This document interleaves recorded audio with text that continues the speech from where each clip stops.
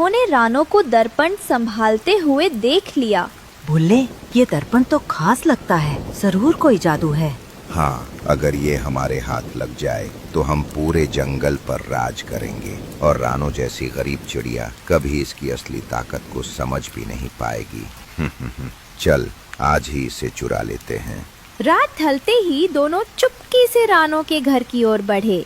तू ऊपर से नजर रख, मैं अंदर जाकर दर्पण उठा लूंगा। लेकिन जैसे ही कालू अंदर घुसने की कोशिश करता है, रानो के बच्चे जाग जाते हैं। माँ, कोई हमारे घर में घुस रहा है। रानो फट से अपने पंख फैलाकर कालू के सामने खड़ी हो गई। वो जोर से बोली, कालू, रात के अंधेरे में चोरी करते शर्म नहीं आई? कालू डर गया और जल्दी से भाग खड़ा हुआ। पहली कोशिश नाकाम होने के बाद कालू और भुल्ला फिर मिले। तेरे कारण सब गड़बड़ हो गया। अगर बच्चे नहीं जागते तो दर्पण हमारे हाथ में होता। ठीक है, अब हमें चालाकी करनी होगी, उसके घर की रेकी करनी होगी। वो कब दाना लेने जाती हैं, हम तभी वो जादुई शीशा चुरा लेंगे। कालू कौवा और भुल्ला चील रानो के घर के पास एक ऊंचे पेड़ पर छिपकर बैठे थे। वे बड़ी ध्यान से देख रहे थे कि रानो अपने बच्चों को कैसे समझाती है और दरवाजा कैसे बंद कर जाती है। देख भुल्ले, रानो जब दाना लेने जाती है तो बच्चों को गाना सुनाकर पहचान का निशान देती है, तभी बच्चे दरवाजा खोलते हैं। ओहो, तो राज यही है। अगर हम भी वही गाना गाएं तो बच्चे हमें माँ समझकर दरवाजा खोल देंगे। दोपहर को जब रानो दाना लेने घर से निकली, कालू धीरे धीरे घर के पास आया। उसने अपनी आवाज मीठी बनाने की कोशिश की और गाना गाने लगा।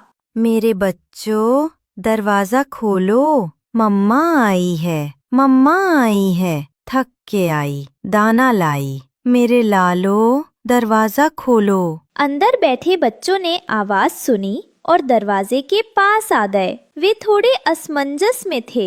ये आवाज तो माँ जैसी लग रही है। हाँ, लेकिन गाने में कुछ अजीब सा है। माँ की आवाज इतनी भारी तो नहीं होती।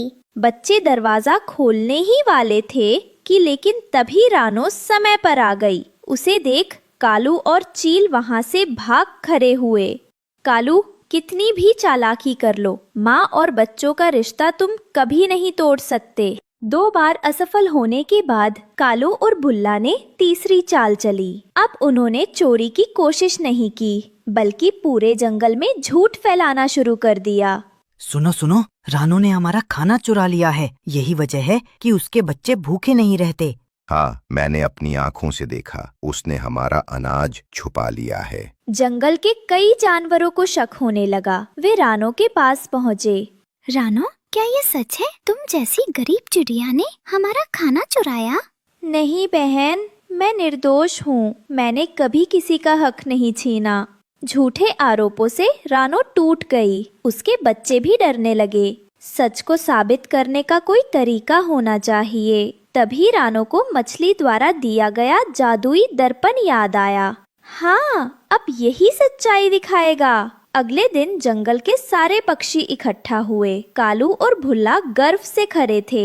आज सबको सच पता चल जाएगा। रानो ने जादुई दर्पण सबके सामने उठाया। अगर मैंने चोरी की है तो ये दर्पण सच दिखाएगा, और अगर ये झूठ है तो असली चोर भी सबके सामने आ जाएगा।